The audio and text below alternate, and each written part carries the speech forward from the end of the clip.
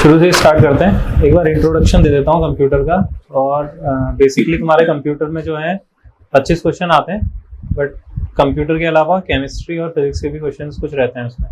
ठीक है, तो ज़्यादातर जो क्वेश्चंस होते हैं वो कंप्यूटर के होते हैं। अराउंड 17 से 18 क्वेश्चंस लास्ट ईयर पूछे गए थे और मोस्टली सारे के सारे इससे कवर हो जाएंगे।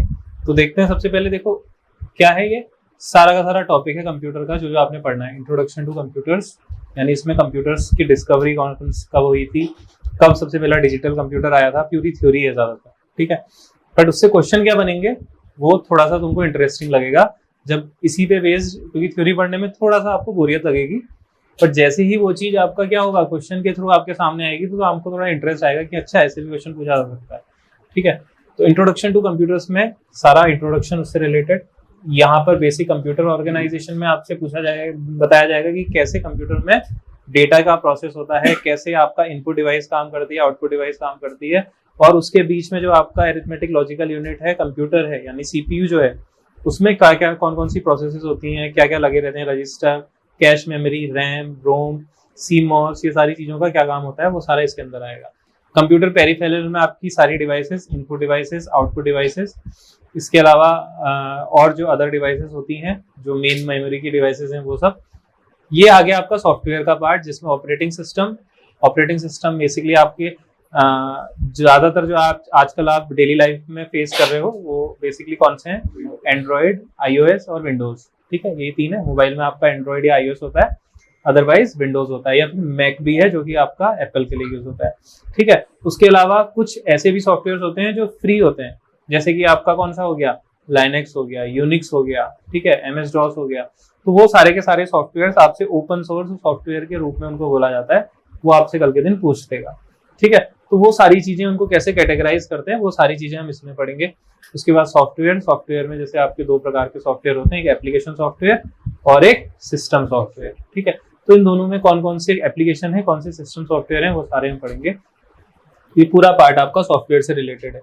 कंप्यूटर लैंग्वेजेस आपको पता ही है कौन कौन सी होती है, बता सकते हो? पाइथन, जावा, CS, उसके अलावा SQL एक कंप्यूटर लैंग्वेज है? नहीं, एक क्वेरी लैंग्वेज है, डेटाबेस मैनेजमेंट सिस्टम की लैंग्वेज। ठीक है, तो इस तरीके से आपसे पूछ सकता है कि इसमें से कौन सी लैंग्वेज जो है वो डेवलपिंग के लिए यूज की जाती है, या आपसे ऑप्शन में दे देगा। तो वो सारी लैंग्वेजेस की कैटेगरी आपको पता होनी चाहिए कि कौन सी लैंग्वेज किस में काम आती है। ठीक है, वैसे ही आपका जैसे जावा स्क्रिप्ट हो गई, जावा हो गई, ये सारी आपकी डेवलपिंग में यूज होती हैं। वेब डेवलपमेंट में कौन सी कोई लैंग्वेज बता सकते हो वेब डेवलपमेंट की? HTML, CSS, जावा स्क्रिप्ट, ये वेब डेवलपमेंट की है। तो ऐसे ही आपसे क्वेश्चंस पूछ सकता है कि वेब डेवलपमेंट की कौन सी लैंग्वेज है, वो सारी चीज। नंबर सिस्टम, लॉजिक गेट्स, ये बेसिक पार्ट है जो आपने बहुत बेसिक 11th-12th में अगर कंप्यूटर होगी तो उसमें, या फिर 9th-10th में भी पढ़ा होगा, जिसमें आपके नंबर सिस्टम, आपने सबने सुना है कि कंप्यूटर किस लॉजिक पे काम करता है, बाइनरी पे, 0 और 1 पे। तो वो सारा सिस्टम कैसे कन्वर्ट होता है, कैसे 0 और 1 पे काम करता है, वो इसमें हम समझेंगे। नीचे लॉजिक गेट जो है आपका जितना भी ये सीपीयू है ना, सीपीयू के अलावा बहुत छोटी से छोटी चिप भी, जैसे अगर ये आपका चार्जर है, इसके अंदर भी एक चिप लगी हुई है जो रेक्टिफायर का काम करती है। ठीक है, तो वो रेक्टिफायर के अंदर भी एक लॉजिक गेट लगा रहता है। वो लॉजिक गेट ही सारा का सारा क्या करता है कि कितने वोल्टेज की इनपुट आनी चाहिए और कितने वोल्टेज की आउटपुट जाना चाहिए, वो सारा का सारा कंट्रोल इनके थ्रू होता है। ठीक है, इसके अलावा और भी बहुत सारी चीजें होती हैं, ट्रांजिस्टर्स होते हैं और सारी चीजें होती हैं, पर ये लॉजिक गेट का बहुत बड़ा रोल है। अगर हायर लेवल पे जाओगे तो जैसे एम्बेडेड सिस्टम्स होते हैं जिसके अंदर आपके छोटे छोटे ट्रांजिस्टर्स लगे रहते हैं, उनकी पूरी की पूरी एक डिजाइन बनती है, तो वो सारे लॉजिक गेट्स ही होते हैं। फ्लिप फ्लॉप्स आते हैं इसमें, रजिस्टर्स आते हैं और भी बहुत सारी चीजें आती हैं। फिर आ गया database management system. Database management system आजकल अगर बेसिक सी हम बात करें तो डेटा एनालिसिस करने के लिए, जिसमें हम एक्सेल का यूज करके, SQL का यूज करके और भी बहुत सारे लैंग्वेजेस का यूज करके डेटा को मैनेज करते हैं। ठीक है, क्योंकि हर दिन डेटा आपका क्या हो रहा है, एक्सपेंड हो रहा है, तो उस डेटा को मैनेज करने के लिए डेटाबेस मैनेजमेंट सिस्टम को लाया गया। ठीक है, फिर ये नीचे आपके आ जाते हैं कुछ नेटवर्क। ये अच्छा, MS ऑफिस जो है, MS office database management system के अंदर ही पढ़ लिया जाता है, अदरवाइज कुछ और भी चीजें इसमें आ जाती हैं, जैसे कि बेसिकली वैसे MS ऑफिस के कौन कौन से ज्यादातर पार्ट होते हैं? PowerPoint, Excel, MS Word, Access. ठीक है, ये सारी चीजें। अब देखो एक्सेल जो है वो डेटाबेस मैनेजमेंट के लिए काम आता है, ठीक है, क्योंकि जितना भी डेटा आप लिखते हो, जैसे किसी कंपनी में कोई काम चल रहा है, मान लो इस इंस्टीट्यूट में ही हम इतने सारे लोग काम कर रहे हैं, तो हर किसी का टास्क है कि आज तुमने इतना इतना काम करना है, तो हमने सबका एक एक टेबल बना दी और उसको इतना टास्क दे दिया, उसने कितना किया, कितना भी पेंडिंग है, वो सारी रिपोर्ट्स किसमें बनती हैं, एक्सेल में बनती हैं, ठीक है।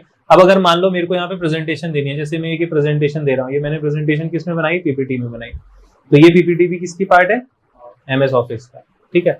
वैसे ही आपका और क्या होता है, एमएस वर्ड होता है जिसमें आप नोट्स बनाते हो अपने, ठीक है, या कोई डॉक्यूमेंट लिखते हो, कोई लेटर लिखते हो, कोई एप्लीकेशन लिखते हो, तो ये सारी चीजें जो है वो आपकी किस में आ जाती हैं, एमएस ऑफिस में आ जाती है। तो बेसिकली आपको ये 3 चीजों पे ज्यादा पढ़ना है, और उसमें और भी क्या क्या क्वेश्चन बनते हैं वो मेन है। अभी तो मैंने बहुत ऊपर ऊपर से बता दिया, बट जैसे आपसे पूछ देगा कि कंट्रोल वाई जो है वो किसकी शॉर्टकट की है, ठीक है, वैसे ही आपसे पूछ देगा कंट्रोल एन किसकी शॉर्टकट की है, तो ये शॉर्टकट कीज आपसे पूछता है, बहुत नॉर्मल शॉर्टकट कीज होती हैं। और भी बहुत सारी चीजें होती हैं, जैसे ऊपर आपने अगर देखा होगा होम टैब, इंसर्ट टैब, इसके अलावा फॉर्मेट टैब, डिजाइन टैब आते हैं ऊपर सारे, तो वो उसमें पूछ देता है कि अगर आपको कोई टेबल इंसर्ट करनी है तो आप कौन से वाले टैब में क्लिक करोगे, ठीक है। हाँ, तो इस तरीके से ऑप्शंस आते हैं आपके पास। ऐसे क्वेश्चन पूछेगा कि कौन से वाले टैब को क्लिक करोगे, होम को, इंसर्ट को, फॉर्मेट को, डिजाइन को। अगर आपको कोई बैकग्राउंड वो करना है, फॉन्ट डालना है, तो उसके लिए आप कौन से वाले में जाओगे, डिजाइन में जाओगे, फॉर्मेट में जाओगे, या इंसर्ट में जाओगे। ऐसी बहुत सारी चीजें हैं। आपको अगर क्या बोलते हैं अंडरलाइन डालना है, या वो सारी चीजें किस किस के अंदर आती हैं, वो सब बहुत बेसिक सी चीजें, छोटी सी चीजें हैं, बट ध्यान नहीं देते हैं ना, तो वो सारा क्वेश्चन इसमें बनेगा। कंप्यूटर नेटवर्क, ये सारा आपका इंटरनेट से रिलेटेड है, नीचे वाला। जैसे कंप्यूटर नेटवर्क आपके अलग अलग प्रकार के, एक छोटे स्टेशन को हम कहते हैं क्या, लोकल एरिया नेटवर्क। अगर बड़े एरिया में, जैसे मान लो यहाँ पर लोकल एरिया नेटवर्क है, अगर इस एरिया के छोटे छोटे ऐसे ही ऑफिस को जोड़ दिया जाए तो वो क्या हो जाएगा, मेट्रोपॉलिटन एरिया नेटवर्क। जैसे मान लो कि अगर यहाँ एरिया एक ये ऑफिस है, ऐसा ही एक एरिया मान लो निर्माण विहार में है, एक दूसरा ऑफिस हमारा मान लो कि मुखर्जी नगर में है, अब हमने इनको सबको जोड़ा तो मेट्रोपॉलिटन एरिया नेटवर्क। अब हमारा एक ये बड़ा ऑफिस ग्लोबली कनेक्ट हो गया, ठीक है, तो ग्लोबली कनेक्ट हो गया यानी कि वाइड एरिया नेटवर्क हो गया इंटरनेट के थ्रू, तो वो होता है वैन। तो वो सारी चीजें लोकल लैन, मैन, वैन में आती है, वो इसमें हम पढ़ेंगे। उसके अलावा और भी कौन कौन से सिस्टम होते हैं, रिंग, टोपोलॉजी, और वो सारी चीजें यहाँ पर आएंगी। ओपन सिस्टम कनेक्शन, ये OSI मॉडल जो होता है ना, ये बहुत बेसिक मॉडल है, इससे बहुत ज्यादा क्वेश्चन आते हैं। जो आपका डेटा ट्रांसफर आप डेली नेट यूज करते हो, उसमें भी बहुत सारे पैटर्न्स होते हैं, ठीक है। जैसे मान लो कभी आपने ध्यान दिया होगा कि अगर आप एक वीडियो ट्रांसफर करते हो, तो कभी कभी वीडियो ट्रांसफर करते वक्त तो बीच में नेट रुक जाता है, और जब दोबारा से ट्रांसफर होता है तो वहीं से ही स्टार्ट होता है। जैसे कभी आपने व्हाट्सएप में भेजा, आपका मान लो एक वीडियो जो थी वो 50 MB की थी, 25 MB चली गई और उसके बाद आपका वो डेटा रुक गया। अब वो शुरू से तो नहीं होता है ना, फिर अगर आपका दोबारा नेट आएगा तो वो दोबारा से भी 25 से ही सेंड होना शुरू होगा।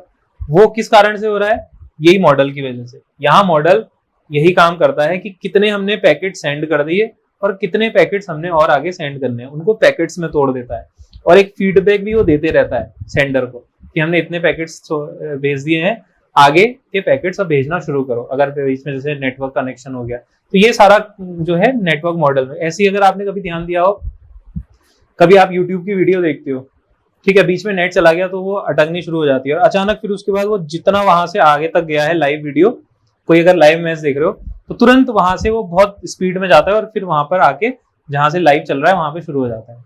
वो भी किस कारण से हो रहा है, क्योंकि ऑलरेडी उसको ये फीडबैक चला गया है कि इतना टाइम हो गया, अब यहाँ से वीडियो स्टार्ट करो। वो सारा काम किसका है, इस OSI मॉडल का। इसके अलावा इंटरनेट और मेलवेयर, इंटरनेट में आप पढ़ोगे कि कितने प्रकार के कैसे कैसे इंटरनेट ट्रांसफर होता है डेटा का, और मालवेयर और हैकिंग में आप कितने प्रकार की हैकिंग्स होती हैं, कौन कौन से मालवेयर्स होते हैं, वो सारी चीजें हम यहाँ पर देखेंगे, ठीक है। सारा थ्योरी है, आपको लिखने की जरूरत नहीं है, नोट्स में ये सारे आपको दे दूंगा, ठीक है। तो हम जल्दी जल्दी इसको खत्म करेंगे, क्योंकि ये हिस्ट्री है, कोई थ्योरी है, बट जो मेन जो पर्टिकुलर पॉइंट होगा उसमें मैं थोड़ा सा क्या कर दूंगा, इंस्टेंट कर दूंगा कि भैया इसको ध्यान देना, और कोई इतना ज्यादा इंपॉर्टेंट नहीं है कहाँ से ज्यादा क्वेश्चन आ रहे हैं, क्योंकि अभी जब मैं क्वेश्चन कराऊंगा तो उसमें भी वो चीज रिपीट होगी। अब जैसे अगर हम कंप्यूटर की हिस्ट्री की बात करें, तो कंप्यूटर जो है सबसे पहले जो, अगर आपके कंप्यूटर की एक डिस्कवरी या कंप्यूटर की स्टार्टिंग जहां से हुई थी, जहां से हमने थोड़ा सा लॉजिक लगाना शुरू किया था, वो था एक एबेकस, इस तरीके का, ठीक है। चाइना में इसका यूज किया गया था, फर्स्ट काउंटिंग डिवाइस थी जो कि चाइना में यूज की गई थी। ठीक है, और ये जो डिवाइस थी ये सिंपल एडिशन और सब्सट्रैक्शन के लिए यूज होती थी। मान लो कि हमारे ये 5 बंदे हैं, इसके बाद 5 रुपए, इसके बाद 4 रुपए, इसके बाद 3 रुपए, ऐसे कर करके हमने यहाँ से ये करा और इन सबको फिर गिन लिया, तो वो आपका क्या होता था, टोटल नंबर बता देता था। ठीक है, ये एबेकस का जनरली काम था, जो सबसे बहुत इनिशियल बेसिक पॉइंट था आपका एक कंप्यूटर के लॉजिक स्टार्ट होने का। आपसे पूछ सकता है, वैसे जनरली इससे क्वेश्चन आया नहीं है, बट अगर आपसे कभी भी पूछ दे कि initial starting of a computer is known as abacus. ठीक है, उसके बाद नेपियर्स बोन आया। नेपियर्स बोन में क्या था कि कुछ इस तरीके से आपके नंबर्स लिखे गए थे, 1 से लेके 0 तक और 1 से लेके 9 तक यहाँ पर, और इनके बीच में क्या किया गया था, अगर जैसे मान लो आपको मल्टीप्लीकेशन या डिवीजन करना है तो यहाँ पर परफॉर्म होता था जैसे 1 और 1, इस तरीके से यहाँ पर ये लिखा हुआ है, तो यहाँ पर 0 हम लिखते थे, यहाँ पर 1 लिखते थे, 0 2 0 3 0 4 0 5 यहाँ पर, फिर उसके बाद मतलब ये जनरल एक बहुत बड़ा लॉजिक था। अब इसको समझाना इतना फिजिबल है भी नहीं और ये कोई पेपर में आने वाला है भी नहीं तुम्हारे। ठीक है, बस जस्ट आप इसको देखो कि कुछ नेपियर्स बोन्स कुछ इस तरीके से होता था जो मल्टीप्लिकेशन और डिवीजन के काम आता था। ठीक है, पहला याद क्या करना है आपको, पहला है कंप्यूटर जो था वो क्या था। इसके बाद कुछ पास्कल, ये इस टाइप का आपको कोई एक म्यूजिक इंस्ट्रूमेंट जैसा दिख रहा होगा, ये भी आपकी डिस्कवरी हुई थी। ये एक व्हील्स यहाँ पर लगाई गई थी और ये व्हील्स के यहाँ पर आपको जो डिस्प्ले दिख रहे होंगे ना, इन व्हील्स के घूमने से यहाँ पर 1 2 3 4 5 6 7 8 9 0 तक पर्टिकुलर नंबर थे। अब ये इन पर्टिकुलर नंबरों को जब आप घुमाते थे यहाँ पर इनमें, ठीक है, तो ये आपका एक इंटरलॉकिंग सिस्टम था जिसमें 0 से 9 तक यहाँ पर नंबर लिखे हुए थे, और इन सबके जो ये इनके घुमाने से आपको यहाँ पर ओवरऑल क्या मिलता था, इनका एडिशन मिल जाता था। ठीक है, कि ये सारे के सारे जो आपके इनको व्हील्स को घुमाओगे तो ओवरऑल इसका एडिशन निकालते थे। ये एक प्रकार की पास्कलिन डिवाइस हमने डिस्कवर की थी। ठीक है, उसके बाद पंच्ड कार्ड सिस्टम आया, ये भी थोड़ा सा ऐसा ही, थोड़ा सा अच्छे वे में मल्टीप्लिकेशन और डिवीजन के काम आया। ये भी आपका, इसमें एक अच्छी बात ये थी कि जो आपको ये छोटे छोटे डॉट्स दिख रहे हैं, यहाँ पर आप क्या कर सकते थे, डेटा को स्टोर और रिट्राइव कर सकते थे। ठीक है, वो किस तरीके से करते थे, क्या करते थे, वो उसमें डीप में जाने की जरूरत नहीं है, बस ये सारी चीजें थी। इसके बाद चार्ल्स बेबेज का सबसे पहला कंप्यूटर, सबसे मेन चीज ये आती है, तो हमें फादर ऑफ कंप्यूटर किसे बोला जाता है, चार्ल्स बेबेज को। तो चार्ल्स बेबेज ने जो है सबसे पहले एक इंजन डिस्कवर किया था एल्जेब्रिक एक्सप्रेशंस को कैलकुलेट करने के लिए। ठीक है, इसीलिए चार्ल्स बेबेज को क्या बोला जाता है, फादर ऑफ कंप्यूटर्स जनरली बोला जाता है, मॉडर्न कंप्यूटर्स से कोई और। तो बेबेज ने एक इंजन डिस्कवर किया था जो एक्चुअली में एल्जेब्रिक एक्सप्रेशंस को क्या कर देता था, सॉल्व कर देता था। ठीक है, और इसे कुछ और इंप्रूवमेंट्स के साथ सबसे पहला कंप्यूटर इसका डिस्कवर किया गया। अभी हम आगे देखेंगे कि इसी के कंसेप्ट पे हमने एक पहला कंप्यूटर की डिस्कवरी की थी।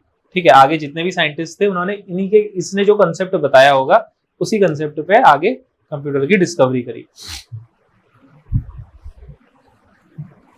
तो ये है बेबेज का कैलकुलेटिंग इंजन 1792 से 1871 के बीच में, ये इसी पे ही ज्यादातर काम हो रहा था। 1792 का टाइम देखो, उस समय पे क्या था, उस समय पे हमारे वहां अंग्रेज राज कर रहे थे।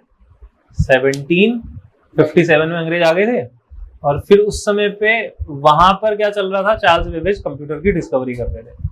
ठीक है, अब जो कंप्यूटर की डिस्कवरी हुई तो ये एक मॉडिफाइड मशीन थी एनालिटिकल इंजन की, और जनरली इसमें ये 3 चीजें थी, इनपुट, आउटपुट, मेमोरी और सेंट्रल प्रोसेसिंग यूनिट।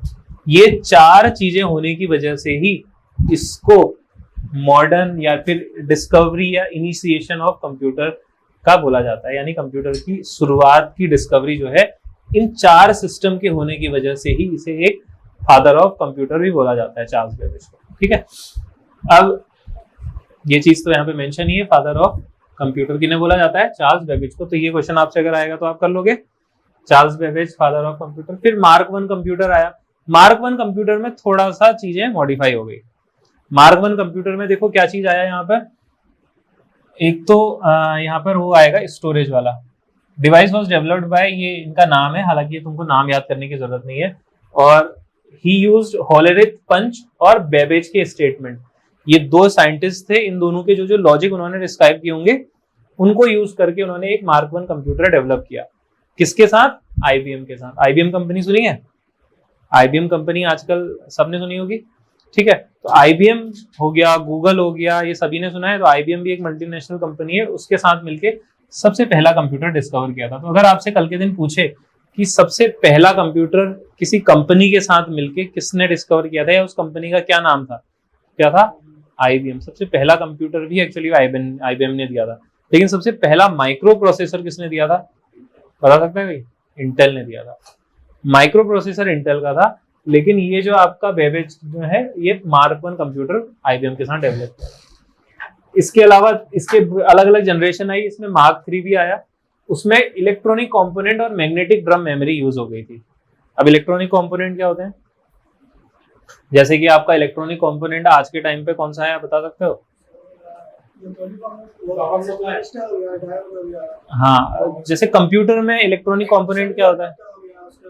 वो तो ठीक है, इलेक्ट्रॉनिक में मतलब कंप्यूटर में जो इलेक्ट्रॉनिक कंपोनेंट होता है वो क्या होता है? अरे वो तो ठीक है, मतलब एक पर्टिकुलर, जैसे बहुत चीजें होती है ना, जैसे हार्ड डिस्क होती है, रैम होती है, रोम होती है, सेंट्रल प्रोसेसिंग यूनिट होती है, ठीक है, माउस होता है। तो देखो, जैसे अगर मैं बात करूं क्या इलेक्ट्रॉनिक कंपोनेंट्स की, तो इलेक्ट्रॉनिक कंपोनेंट्स में एक तो पहले आपका CPU हो गया। इलेक्ट्रॉनिक कंपोनेंट वो बहुत सारे ट्रांजिस्टर से मिलकर बनता है, प्रोसेसर जो होता है। उसके अलावा रैम भी आपकी क्या है, इलेक्ट्रॉनिक कंपोनेंट है, रैम भी फास्ट होता है। इवन इसके अलावा रोम भी। बट आपकी जो हार्ड डिस्क होती है, जो पहले आती थी HDD, वो होती थी आपकी मैग्नेटिक ड्रम मेमोरी वाली, या मैग्नेटिक टेप होता था जनरली। उसमें क्या होता था कि जैसे एक आपने फ्लॉपी डिस्क देखी है कभी, या आपने कभी वो कैसेट देखी है जिसमें वो एक छोटी छोटी सी काली काली रील्स होती थी? हाँ, तो वैसा ही एक मैग्नेटिक टेप होता है गोल, ठीक है। वो बहुत सारे ऐसे करके यहाँ पर लगे रहते हैं, उसके ऊपर एक ऐसे पिंच करके एक डॉट लगा रहता है। अब ये जो है रिंग घूमती रहती है और इसी में ही डेटा स्टोर होता है। जो पहले वाली जो आपकी हार्ड डिस्क होती थी ना, जो अभी भी अगर पुराने लैपटॉप वगैरह आप यूज कर रहे होगे तो उसमें वही वाली हार्ड डिस्क यूज होती है। टाइम के साथ उसकी मैग्नेटिक टेप जो होता है वो स्लो हो जाता है, इसलिए उसकी आपकी स्पीड क्या हो जाती है, स्लो हो जाती है कंप्यूटर की, लैपटॉप की। कभी आपने ध्यान दिया कि आपने अगर कोई लैपटॉप जो है शुरू में या कंप्यूटर शुरू में खरीदा होगा तो उसकी स्पीड तेज होगी और बाद में स्लो हो गई होगी? किस कारण से? क्योंकि जो डाटा फैच कर रहा है हार्ड डिस्क से वो स्लो हो जा रहा है। उसको तेज करने का एक सॉल्यूशन निकाला गया, बता सकते हो क्या है सॉल्यूशन? अब जो नए कंप्यूटर आ रहे हैं उसमें अब डाटा, अब जो हार्ड डिस्क आती है वो कैसी आती है? पोर्टेबल तो आती है, तो वो भी पोर्टेबल थी। वो दो टाइप की देखो हार्ड डिस्क होती है, एक होते हैं HDD और एक SSD, SSD जिसको हम बोलते हैं, ठीक है। तो जो SSD हार्ड डिस्क है वो इलेक्ट्रॉनिक डिवाइसेज है, वो एक्चुअली मैग्नेटिक टेप पे काम नहीं करती हैं। उसमें बहुत सारे छोटे छोटे ट्रांजिस्टर्स और रजिस्टर्स लगे हुए हैं, तो वही मेमोरी क्या कर रहे हैं, स्टोर कर रहे हैं। तो कभी भी ये सबसे अच्छी क्वालिटी है किसी भी इलेक्ट्रॉनिक डिवाइस की, टाइम के साथ उसकी जो कैपेबिलिटी है वो कम नहीं होती है, मैग्नेटिक टेप्स की कम हो जाती है। तो इसी कारण से अब जितने भी आपके लैपटॉप्स हैं, अगर जैसे आपने अगर कोई पुराना भी लैपटॉप यूज कर रहे होगे, तो अगर आप उसकी SSD चेंज कर, हार्ड डिस्क चेंज करके SSD कर लो, ऑटोमेटिकली स्पीड सही हो जाएगी। क्या कारण है? यही कारण है कि आपका वो इलेक्ट्रॉनिक डिवाइस है रादर देन मैग्नेटिक टेप, ठीक है। तो ये डिस्कवरी हुई। उसके बाद मार्क 1 कंप्यूटर, सबसे पहला अनप्रोग्रामेबल इलेक्ट्रॉनिक डिवाइस, जिसे ABC बोला गया। और एक आएगा आपका इनिएक या EVAC करके, एक और आएगा आगे EDAC करके, वो दोनों ध्यान देना। पहले तो ये समझ लो, अनप्रोग्रामेबल इलेक्ट्रॉनिक डिजिटल कंप्यूटर था ये, ठीक है, यानी इसमें कोई प्रोग्राम नहीं था। प्रोग्रामिंग का मतलब, जैसे अगर मान लो आज के टाइम पे कोई भी कंप्यूटर है, उसमें प्रोग्रामिंग क्या हुई रहती है? हाँ, सारा ऑपरेटिंग सिस्टम, बायोस की प्रोग्रामिंग वो सारी डाले रहते हैं। इसमें कोई ऐसी प्रोग्रामिंग नहीं थी, ये जनरली फर्स्ट अनप्रोग्रामेबल कंप्यूटर था। इसको याद रखना, ABC कंप्यूटर। अभी हमने क्या क्या चीजें ध्यान रखी, एक तो पहला कि सबसे पहला कंप्यूटर कौन सा था? एबेकस, ठीक है, मतलब जो स्टार्टिंग है कंप्यूटर की। सबसे पहला फादर ऑफ कंप्यूटर जो है चार्ल्स बेबेज के द्वारा, ठीक है। उसके बाद आपका पहली कंपनी जिसने कंप्यूटर डिस्कवर किया, IBM। और कौन सा डिस्कवर किया था कंप्यूटर? मार्क 1। ये भी याद रखना, ऐसे भी पूछ सकता है और वैसे भी पूछ देगा कि मार्क 1 किसने डिस्कवर किया, या फिर IBM के द्वारा कौन सा पहला कंप्यूटर डिस्कवर किया गया था, ठीक है। इसके अलावा सबसे पहला अनप्रोग्रामेबल कंप्यूटर जो था वो इलेक्ट्रॉनिक डिजिटल कंप्यूटर ABC था। इसमें क्या था, ये आपका एटेंस ऑफ बेरी कंप्यूटर इसको बोला जाता है, क्योंकि ये साइंटिस्ट होंगे जिन्होंने इसको डिस्कवर किया होगा। इसीलिए इसका नाम एबीसी रख दिया गया। पहला इलेक्ट्रॉनिक कंप्यूटर था, आपसे ये पूछ सकता है कि पहला इलेक्ट्रॉनिक कंप्यूटर कौन सा था। It was designed by John Vincent Atanasoff and Clifford E Berry, इसीलिए इसको एटेंसॉफ बेरी बोला गया। ये दोनों के लास्ट के नाम इन्होंने इसमें रख दिए। It was designed and solved system linear algebraic equation. It was also first to use capacitors as for storage. अब देखो यहाँ पर मैग्नेटिक ड्रम यूज हो रहे थे और यहाँ पर कैपेसिटर यूज होने लगे। हालांकि इतना डीप आपसे नहीं पूछेगा, मैं पहले ही बता दूं, बट हमें तो पूरा का पूरा मेंशन करवाना है। बट क्वेश्चन आपसे अभी तो बहुत ज्यादा है और जिस टॉपिकों से ज्यादा पूछा जाता है उन टॉपिकों में ज्यादा क्या करूंगा, ये बोलूंगा कि इन पे ज्यादा ध्यान दो, ठीक है। हाँ मेरे को पढ़ाना जरूर है, बट क्वेश्चन में कुछ चीजों को तुम स्किप कर सकते हो, इतना रटना नहीं है। जो चीजें ज्यादा जरूरी हैं उस पर मैं बोलूंगा फोकस कर लो ज्यादा। इसके अलावा ये इनिएक आ गया। इनिएक पहला इलेक्ट्रॉनिक कंप्यूटर है, ये याद रखना, ये बहुत बार पूछा हुआ है। फर्स्ट इलेक्ट्रॉनिक कंप्यूटर क्या था? इनिएक था, ठीक है। Such as solving numerical problems के लिए इसको यूज किया गया था। नाम याद कर लो, नहीं करो कोई जरूरत नहीं है, तो जस्ट मैंने मेंशन किया। हालांकि इसके अलावा और भी बहुत सारी चीजें, बट फिल्टर करके मैंने थोड़ा बहुत लिखा है, ठीक है। ये आ गया ईडीसेक। उसके बाद देखो ये सारे डिस्कवरीज हुई, ईडीसेक, ईडीवेक, ईडीसेक और यूनिवेक, और ये आ गया सबसे पहला माइक्रो प्रोसेसर इंटेल 4004। ये आपको याद रखना है, इंटेल 4004, ठीक है। इनमें कोई इतना ज्यादा वो नहीं है, इसमें से पूछेगा भी आपका माइक्रो प्रोसेसर है, ठीक है। अभी तक जो थे इनमें कोई लॉजिक और ऐसा कुछ प्रोग्रामिंग इंस्टॉल नहीं थी किसी में भी। जैसे अभी मैंने बताया ना आपको, इनिएक जो था उसमें कोई प्रोग्रामिंग थी, माइक्रो प्रोसेसर में प्रोग्रामिंग होती है। जैसे इंटेल आपने सुना होगा 80 क्या होता है, 8085, 8086, ठीक है। तो वो जो, हाँ, तो उनमें माइक्रो कंट्रोलर होता है, तो वो सारा का सारा उसके अंदर पहले से इंस्ट्रक्शंस मेंशन होते हैं। एक हिसाब से वो इंस्ट्रक्शंस क्या है, प्रोग्राम ही तो है। इनमें कोई प्रोग्राम नहीं था। लेकिन पहला डिजिटल कंप्यूटर याद रखना क्या था, अभी बताया ना मैंने, ENIAC, ENIAC, digital computer. ABC तो ये है, एबीसी तो आपका इलेक्ट्रॉनिक डिजिटल कंप्यूटर है। पहला डिजिटल कंप्यूटर जो है वो फर्स्ट इलेक्ट्रॉनिक डिजिटल कंप्यूटर वो इनिएक है, और फर्स्ट डिजिटल कंप्यूटर जो है वो एबीसी है, ठीक। ये आपसे बहुत बार पूछा है इनिएक, इसको ध्यान रखना। यहाँ पे आ गए ये सारी चीजें हैं, बट इसके बारे में इतना पढ़ोगे कोई जरूरी नहीं है। ना ईयर वियर कुछ नहीं पूछा, तो खाली आपको जो चीजें मैं बता रहा हूँ उतना याद रखना बस। हमें तो ये मेंशन कराना है, इसलिए बस कर रखा है। ईडीवेक जो है इसका सक्सेसर था इनिएक का। इनिएक का सक्सेसर आपका ईडीसेक था। थोड़ी चीजें इन्होंने चेंज करी होंगी। Practical general purpose stored program electronic computer हो गया ये, ठीक है। थोड़ी चीजें, ये सिर्फ यूनिवेक हो गया। इसमें क्या है, commercially available computer, birth of modern computers. तो थोड़ी बहुत चीजें कुछ उन्होंने मॉडिफाई करा और उनके नाम चेंज कर दिए, तो ज्यादा याद करने की जरूरत नहीं है। बस याद रखो एक तो एबीसी और इनिएक, ठीक है। और यहाँ पर आप आ जाओ माइक्रो प्रोसेसर, जो कि इंटेल के द्वारा सबसे पहला माइक्रो प्रोसेसर, और इसका नाम क्या था, इंटेल 4004। दिख रहा है ना ये, ठीक है। उसमें पता नहीं दिख रहा है, बट ऐसे तो तुम्हें शायद दिखना चाहिए। 1969 में इंटेल ने एक first general purpose computer program Intel 4004 की डिस्कवरी की थी। ये 4 चिप MCS4 से मिलके बना था। ये सब चीजें आपको याद करने की जरूरत नहीं है, ठीक है। मैंने मेन चीज तो बताई थी, फिर भी मैं एक बार रीड कर दे रहा हूँ। It included a central processing unit chip जिसका नाम 4004 था। ये जरूर याद रख लेना, इंटेल 4004। और इसमें रैम यूज की गई थी, देखो इसीलिए यहाँ पर रैम है। और processing data, shift register chip और इनपुट आउटपुट पोर्ट्स भी थे। ये सारी चीजें इसमें थी, ठीक है। यानी आप कोई भी इंस्ट्रक्शंस के लिए कीबोर्ड लगा सकते हो, माउस लगा सकते हो, वो सारी चीजें थी। इसीलिए इसको इंटेल 4004 माइक्रो प्रोसेसर बोलते थे, ठीक है।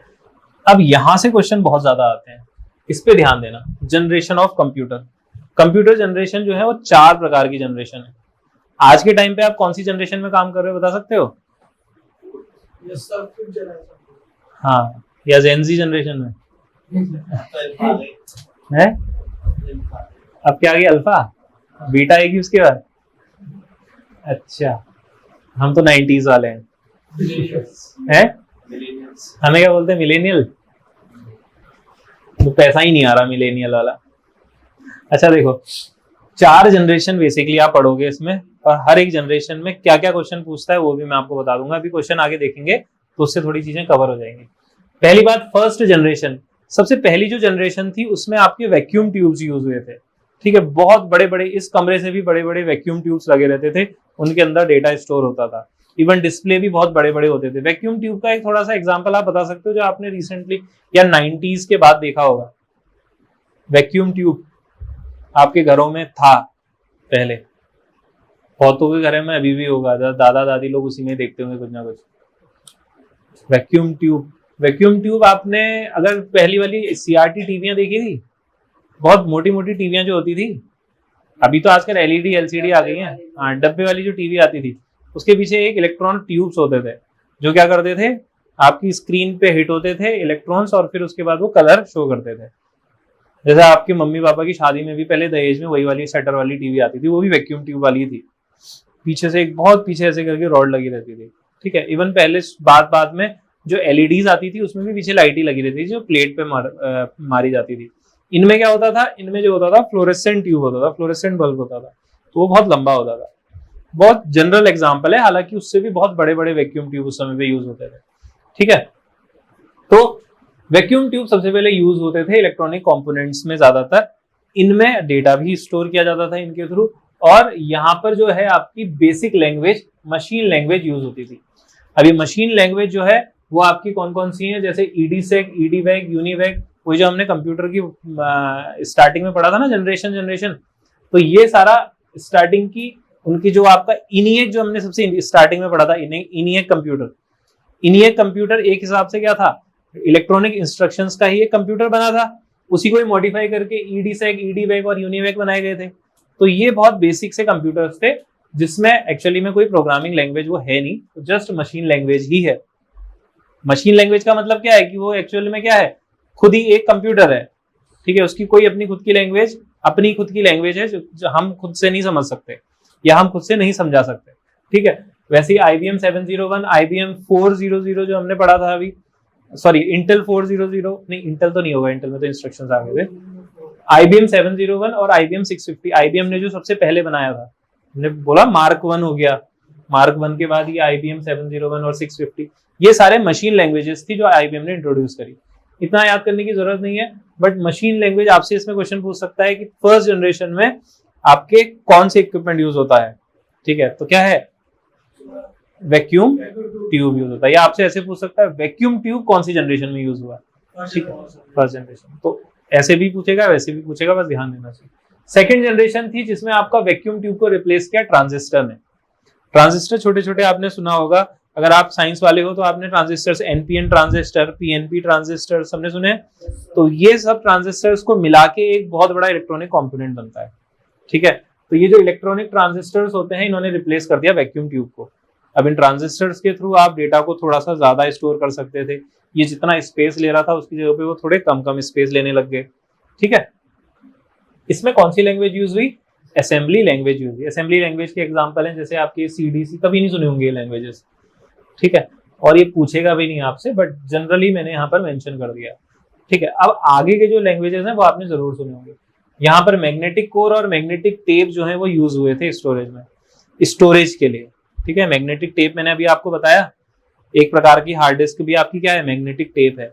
इवन आपकी जो पहले कैसेट्स आती थी, जो भजन वाली कैसेटें नहीं आती थी पहले, वो जो टेपों में डलती थी, फिर उसके बाद वो भी मैग्नेटिक टेप थे। ठीक है, तो ये आपकी सेकंड जनरेशन है जिसमें आपका मेन कंपोनेंट क्या यूज हो रहा था, ट्रांजिस्टर। फिर आई थर्ड जनरेशन।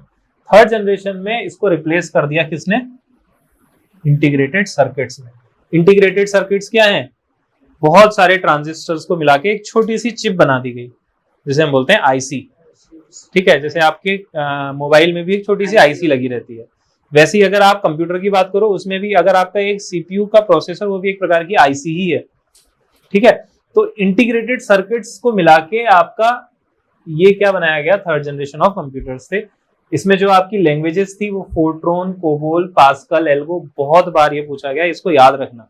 आपसे पूछेगा कि 4 ऑप्शन दे देगा, उस आपसे बोलेगा कि इसमें से थर्ड जनरेशन की लैंग्वेज कौन सी है या कौन सी नहीं है। ठीक है, तो ये तो बहुत बार रिपीटेड है, Fortran, COBOL, pascal, basic, algo 68, ये याद रखना। थर्ड जनरेशन की जो आपकी लैंग्वेजेस हैं वो बहुत बार पूछता है, कभी वैसे सुनी नहीं होंगी तुमने, बट ये ज्यादातर पूछी गई है, इसलिए इसको याद रखना। इसके अलावा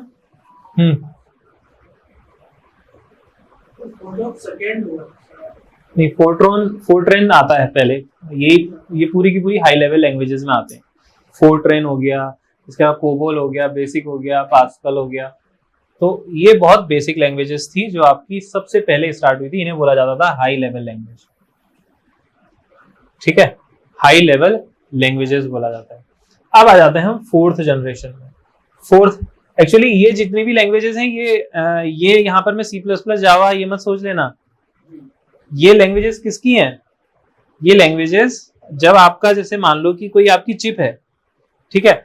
अच्छा एक चीज बताओ, जैसे कोई इलेक्ट्रॉनिक डेवलपर होता है, ठीक, तो क्या होता है ना, अगर आप जैसे इलेक्ट्रॉनिक्स वाले हो गए तो आपको पता होना चाहिए चीज कि जितने भी आपके ये प्रोसेसर्स आते हैं, जैसे ये भी आपका एक इसमें भी एक प्रोसेसर चिप पूरी डली होगी, मोबाइल में, लैपटॉप में एक पूरी की पूरी चिप डली रहती है।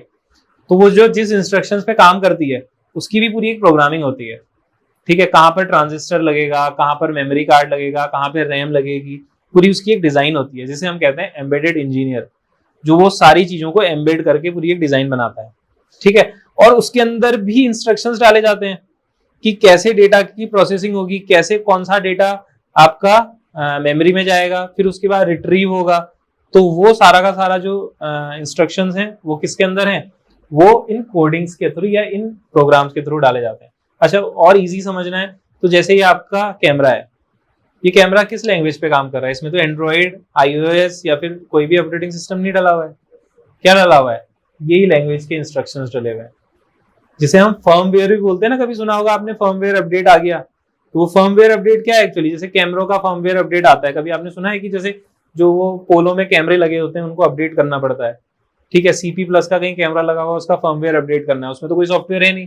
क्या है उसमें? उसमें यही प्रोग्रामिंग्स है, यही सारी इन प्रोग्रामिंग्स पे वो काम करते हैं, ठीक है। तो याद रखना, फोर्ट्रेन, कोबोल, पास्कल, एल्गो, इन प्रोग्रामिंग्स के थ्रू हम थर्ड जनरेशन के कंप्यूटर्स को चला रहे थे। फिर ऑपरेटिंग सिस्टम तो वो अलग चीज है, ये प्रोग्रामिंग, ये जो है ये आपकी क्या है? लेवल, हाई लेवल लैंग्वेज है। उसके बाद अब आ जाते हैं फोर्थ जनरेशन में। फोर्थ जनरेशन का जो कंप्यूटर है ये आपका क्या था? Very large integrated circuit, VLSI सुना है सबने? VLSI, ULSI, ultra large scale integrated circuits. तो जो आप आजकल के लैपटॉप्स हैं वो VLSI पे काम करते हैं, वेरी लॉग। अब तो खैर आगे की बात अगर हम करें तो वो मशीन लर्निंग और रोबोट, सुपर कंप्यूटर्स जितने भी हैं वो सारे के सारे ULSI पे काम कर रहे हैं, या नैनो टेक्नोलॉजी जिसको हम बोलते हैं। बट फोर्थ जनरेशन में जनरली आपकी जैसे एप्पल सीरीज की ये लैंग्वेजेस, IBM, ये सारी लैंग्वेजेस जो हैं यूज की जाती हैं किसी भी कंप्यूटर को चलाने के लिए, ठीक है। ये आपने जनरली इसलिए नहीं सुनी होंगी क्योंकि ये आप कभी इसके थ्रू काम करने बैठे नहीं हो। ये कौन करता है? कोई डेवलपर, कोई इंजीनियर, जैसे इंटेल या क्वालकॉम में कोई बैठा होगा, या मीडियाटेक में कोई बैठा होगा, तो वो इन लैंग्वेजेस पे काम कर रहा होगा। एप्पल अपनी चिपसेट बनाता है तो वो अपना ही पूरा का पूरा फर्मवेयर डालता है उसमें। तो ये सारी चीजें जो है वो आपके लैंग्वेजेस हैं उनके चिपसेट्स को चलाने के लिए, ठीक है। इसे बोला जाता है आपकी फोर्थ जनरेशन लैंग्वेज, 4GL। ये भी एक प्रकार की हाई लेवल लैंग्वेज ही है, very large scale integrated circuits इसमें यूज होते हैं, ठीक है। और ये आपके लैंग्वेजेस हैं। इसके अलावा semiconductor devices as a primary memory use होती है और सेकेंडरी मेमोरी के लिए मैग्नेटिक डिस्क यूज होती थी। प्राइमरी मेमोरी में आपको बता सकते हो कौन सी होती है प्राइमरी मेमोरी? रैम हो गई, ठीक है। और सेकेंडरी मेमोरी में SDD हो गई, हार्ड डिस्क हो गई, ठीक है। रोम प्राइमरी में आती है, ठीक। तो ये हो गया आपका मैग्नेटिक डिस्क। मैग्नेटिक डिस्क का मैंने आपको एग्जांपल दे ही दिया, हार्ड डिस्क होती है। अच्छा, आ गए हम फिफ्थ जनरेशन में। फिफ्थ जनरेशन आज के टाइम का जो है, जैसे कि आपका, अगर आपने सुना होगा, जितने भी आपके आर्टिफिशियल इंटेलिजेंस है और सुपर कंप्यूटर्स, रोबोट जो है वो सारे के सारे फिफ्थ जनरेशन ULSI पे काम कर रहे हैं। और ULSI क्या है? Ultra large scale integrated chips इसमें यूज होती हैं, बहुत ज्यादा फास्ट है, नैनो टेक्नोलॉजी यूज हुई है, रोबोट, सुपर कंप्यूटर में यूज होती है। बायोचिप्स का मतलब वही चीज है कि आप उसमें डेटा साइंस के साथ काम कर रहे हो। जैसे आपने अगर सुना होगा क्या बोलते हैं, आजकल हम लोग क्या कर रहे हैं डेटा साइंस के साथ इस पर्टिकुलर टर्म को क्या बोलते हैं, बायो, मेरे को ध्यान नहीं आ रहा है, पूरा का पूरा जो मशीन लर्निंग एक पर्टिकुलर टर्म बोलते हैं उसे, ठीक है, जिसमें क्या क्या है, जैसे आपने जितने भी आर्टिफिशियल रोबोटिक्स और ये सारे देख रहे होगे आप, ठीक, एक लीना करके एक लॉन्च किया था इन्होंने, हाँ नहीं इनिएक नहीं, मैं गूगल का बता रहा हूँ, गूगल ने जैसे एक अपनी रोबोट जेमिनी लॉन्च, जेमिनी तो वो है एआई है, एक उन्होंने अपनी एक खुद की रोबोट लॉन्च की थी ना बीच में, जो सारे काम टास्क वास्क कर देती थी, तो वो उसका नाम मेरे को ध्यान नहीं आ रहा है, एलेक्सा नहीं, वो प्रॉपर रोबोट था ना, तो वो सारा का सारा उसमें जितने भी इंस्ट्रक्शंस डाले गए हैं वो सारे ultra large scale integrated circuit के थ्रू एक तो वो बना है, और उसमें सारे की सारी ये लैंग्वेजेस वेरी लार्ज स्केल और आर्टिफिशियल इंटेलिजेंस का उसमें यूज होता है, ठीक है, आर्टिफिशियल इंटेलिजेंस की जो लैंग्वेजेस हैं वो थोड़ी सी डिफरेंस है, वो डेटा साइंस और उस पर पूरी काम करती हैं, लॉजिक बेस्ड होती हैं वो, ठीक है, बायोटेक के बंदे भी उस पर बहुत ज्यादा काम करते हैं। तो ये है पूरा का पूरा 5 जनरेशन का। अब अगर मैं यहाँ पर आपको रिपीट करके एक बार पूछूं तो आप बताना मेरे को, क्योंकि ऐसे ही क्वेश्चन सेम पूछेगा। अच्छा बताओ मेरे को कि थर्ड जनरेशन में कौन से इक्विपमेंट यूज होते हैं? थर्ड जनरेशन में कौन सा इक्विपमेंट यूज किया गया था?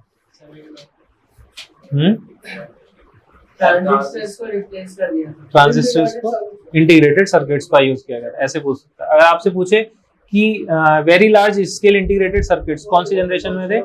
4th जनरेशन में।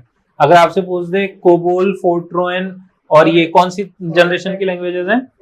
3rd जनरेशन की लैंग्वेजेस हैं, ठीक है। अगर आपसे बोले कि ट्रांजिस्टर्स कौन से जनरेशन में यूज हुए थे? 2nd जनरेशन में यूज हुए थे। तो ये बहुत बेसिक क्वेश्चन है जो बार बार रिपीट हुए हैं, अभी आगे क्वेश्चनों में देखोगे तो उससे थोड़ा सा क्लियर हो जाएगा। आगे देखते हैं, आगे आपका आ गया टाइप्स ऑफ कंप्यूटर्स। ये तो बहुत बेसिक सी चीज है, इस पर कोई क्वेश्चन पूछता नहीं है, बट फिर भी मैं बता देता हूँ। एनालॉग, डिजिटल और हाइब्रिड कंप्यूटर्स। एनालॉग कंप्यूटर्स का कोई एग्जांपल बता सकते हो? एनालॉग का तो जनरली आपके वो कंप्यूटर्स जो एनालॉग, देखो डिजिटल कंप्यूटर कौन से होते होंगे? डिजिटल कंप्यूटर जो आप जनरली आप यूज कर रहे हो वो डिजिटल कंप्यूटर है। एनालॉग इक्विपमेंट्स क्या हो सकते हैं? एनालॉग का बता सकते हो जिसमें आपका डिजिटली कोई चीजें यूज नहीं हो रही हैं? हाँ, वॉच है जैसे, वो आपका एनालॉग है, ठीक है। इसके अलावा जो पहले के जनरेशन के कंप्यूटर है, एबेकस वो एक प्रकार के एनालॉग कंप्यूटर्स ही हैं, ठीक। और इसके अलावा भी और कुछ चीजें हैं, जैसे अगर मान लो आपने एक वो देखा है सीआरओ करके होता है, ठीक है, जिसमें वो आपके पूरा का पूरा मैप आता है ऐसे करके, या आपने ईसीजी के वेव्स देखे होंगे कभी भी, ईईजी ईसीजी के हार्ट बीट्स जो दिखाता है, वो एक प्रकार के कैसे हैं, वो ग्राफिकल रिप्रेजेंटेशन कर रहा है ना, तो वो एनालॉग कंप्यूटर में। अच्छा, इसके अलावा प्लॉटर्स जो होते हैं, आपने कभी अगर प्लॉटर देखा होगा, ऐसे करके वो लगता है और ऊपर नीचे ऐसे करके पेज चलता रहता है और वो ऐसे ऐसे मेंशन करता है उसको, वो भी एक प्रकार का क्या है, एनालॉग कंप्यूटर है, ठीक है। डिजिटल कंप्यूटर तो आपको बताइए, डिजिटल कंप्यूटर जनरली आप जो डेली लाइफ में यूज कर रहे हो वो डिजिटल कंप्यूटर है। हाइब्रिड कंप्यूटर जो दोनों का कॉम्बिनेशन होता है। अब इसमें हाइब्रिड कॉम्बिनेशन क्या हो सकता है? हाइब्रिड कॉम्बिनेशन हो सकता है ज्यादातर इंडस्ट्रीज में। अगर मैं बहुत बेसिक सी बात करूं तो मान लो कि अगर एक फैक्ट्री में कोई एक लेथ मशीन चल रही है, उस लेथ मशीन को चलाने के लिए, या आप वो सब छोड़ो, आपने एमआरआई मशीन देखी है? एमआरआई सीटी स्कैन की मशीन देखी है? वो हाइब्रिड मशीन है। क्यों? क्योंकि उसमें कंप्यूटर भी लगा हुआ है और उसके साथ साथ वो आपके एनालॉग, यानी कि वो जो रीडिंग्स जो ले रहा है वो सारी चीजें, वो एक प्रकार का क्या है, हाइब्रिड कंप्यूटर है। तो इस तरीके से आपसे वैसे पूछ सकता है, 4 एग्जांपल दे देगा, आपसे बोलेगा इसमें से हाइब्रिड कंप्यूटर कौन सा है या आपका एनालॉग कंप्यूटर कौन सा है, बट इसमें मैंने क्वेश्चन कभी देखा नहीं। ज्यादातर क्वेश्चन जिससे आया है वो मैंने आपको फोकस करने को बोल दिया था, ठीक है। अभी आपके इससे भी एक क्वेश्चन बहुत बनता है ये वाले टॉपिक से। बेसिकली कॉन्फ़िगरेशन जो है कंप्यूटर की, वो आपकी माइक्रो, मिनी, मेन फ्रेम और सुपर कंप्यूटर, इन 4 कैटेगरीज में कॉन्फ़िगर किया जाता है इसको, ठीक है। माइक्रो कंप्यूटर नाम से समझ में आ रहा होगा, छोटा कंप्यूटर। उससे थोड़ा सा बड़ा कंप्यूटर जो है वो मिनी कंप्यूटर होता है। मेन फ्रेम कंप्यूटर जो है वो लार्ज स्केल एप्लीकेशन के लिए यूज होता है। और सुपर कंप्यूटर तो आपको सबको पता ही है, जैसे कि इंडिया का सुपर कंप्यूटर जो है वो परम 8000 है, ये याद रखना। First super computer of India परम 8000, और सबसे फास्टेस्ट जो है वो आपका क्या है, एरावत सुपर कंप्यूटर इंडिया का। परम 8000 और एरावत, ये सीडेक ने बनाया था। सीडेक एक कंपनी है, अगर आपने सुना होगा, इलेक्ट्रॉनिक्स की एक कंपनी है, इंडिया की गवर्नमेंट ऑर्गेनाइजेशन है जो ज्यादातर आपके सुपर कंप्यूटरों पे ही काम करती है। इवन इलेक्ट्रॉनिक्स की एक प्रॉपर इनकी एक इंस्टीट्यूट है जो अराउंड डिप्लोमा कराती है, पीजी डिप्लोमा कराती है। अगर आपने कल के दिन मान लो कि अगर इलेक्ट्रॉनिक्स से या कंप्यूटर से अगर बीटेक किया तो अगर आपको जॉब चाहिए तो एक प्लेटफॉर्म है जिसके थ्रू आप जॉब ले सकते हो, वो है सीडेक। ठीक है, तो ये आपको याद रखना है। परम 8000 फर्स्ट सुपर कंप्यूटर था और एरावत सुपर कंप्यूटर जो था वो क्या है, फास्टेस्ट सुपर कंप्यूटर है। इसके अलावा फर्स्ट सुपर कंप्यूटर वर्ल्ड का क्रे सीडीसी 6600 था जो यूएस का है। ठीक है, और fastest super computer frontier USA ये भी है। हाँ, अब लेकिन एक और फास्टेस्ट सुपर कंप्यूटर आ चुका है चाइना के पास, ठीक है, जो यूएस से ज्यादा फास्ट है, बट अभी जनरली वो रिवील इतना वो हुआ नहीं है, तो या फिर भी अभी फ्रंटियर ही याद रखो, अपडेट होगा क्योंकि वो तो करंट की बात है। नहीं, उनके फास्ट अब ये तुम वैसे नाप नहीं सकते हो ना कि जैसे तुम्हारे नॉर्मल लैपटॉप्स हैं या नॉर्मल तुम्हारा ये है, इनकी स्पीड से तो बहुत लाख गुना ज्यादा फास्टर है, बहुत ज्यादा इसमें प्रोसेसर्स रैम्स लगी रहती हैं, तो हम उनको कंपेयर नहीं कर सकते। ठीक है, इवन अगर मानो तो इनके जो सर्वर रूम्स होते हैं वो कम से कम एक पूरी की पूरी मान लो कि आपकी पूरी एक सोसाइटी, प्रीत विहार और निर्वाण विहार की पूरी एक सोसाइटी के बराबर सर्वर रूम होते हैं खाली इनके, इतने बड़े बड़े, मतलब उसमें पूरा स्टोरेज एरिया होता है। ठीक है, तो वर्क कैसे करते हैं, मतलब ऐसा होता है कि ये एक पर्टिकुलर एक सिंगल कंप्यूटर नहीं है। जैसे कभी अगर आपने देखा होगा कि कभी हम क्या करते हैं, रॉकेट लॉन्चिंग के टाइम पे देखा है आपने, बहुत सारे डिस्प्लेस लगे रहते हैं। अब वो बहुत सारे डिस्प्ले जो है वो अलग अलग कंप्यूटर थोड़ा है, वो एक ही कंप्यूटर है जो कि एक main head, main work station से आपका कनेक्ट है, मेन सर्वर से कनेक्ट है। वो अलग अलग कंप्यूटर नहीं है, पूरा एक ही कंप्यूटर है। और वो एक कंप्यूटर जो है वो बहुत सारे प्रोसेसर्स और उससे मिलके बना हुआ है, तो उनको कनेक्ट ही ऐसे किया जाता है। जैसे मान लो कि कभी आपने देखा होगा कि double core, dual core, quad core ऐसे होते हैं ना प्रोसेसर, तो उसमें तो मल्टीपल कोर कंप्यूटर्स होते हैं वो। हाँ, तो वैसे ही वो भी एक हिसाब से प्रोसेसर्स को, उन्होंने बहुत सारे प्रोसेसर्स को कनेक्ट करके एक बड़ा कंप्यूटर बना दिया जिसको सुपर कंप्यूटर बोल रहे हैं। ठीक है, तो वो डिपेंड करता है कि कितनी आपकी रिक्वायरमेंट है। बेसिकली जैसे रॉकेट लॉन्चिंग होती है या जितने भी आपके जैसे डिफेंस के जितने भी आपके ये फंक्शंस होते हैं जिसमें आपके रॉकेट लॉन्च हो रहे हैं, ठीक है, और मिसाइल्स लॉन्च हो रही हैं, वो सारी की सारी इन्हीं के थ्रू कंट्रोल होती है। परम 8000 ये डीआरडीओ के पास है, एरावत सुपर कंप्यूटर ये इसरो के पास है, तो दोनों ही मैनेज करते हैं इनको। ठीक है, और इनको चला कौन रहा है, सीडेक इनको मैनेज कर रहा है। सीडेक एक कंपनी है जो इनको पूरा मेंटेन करती है, और ज्यादातर इनको यूज कौन कर रहा है, इसरो और डीआरडीओ। ठीक है, दोनों सुने होंगे तुमने एजेंसी। ठीक, इसके अलावा मेन फ्रेम कंप्यूटर क्या है, they are use for specific large scale application के लिए। मेन फ्रेम कंप्यूटर को हम बोल सकते हैं, जैसे ये एक ऑफिस है, यहाँ पे मेन फ्रेम कंप्यूटर यूज हो रहा है।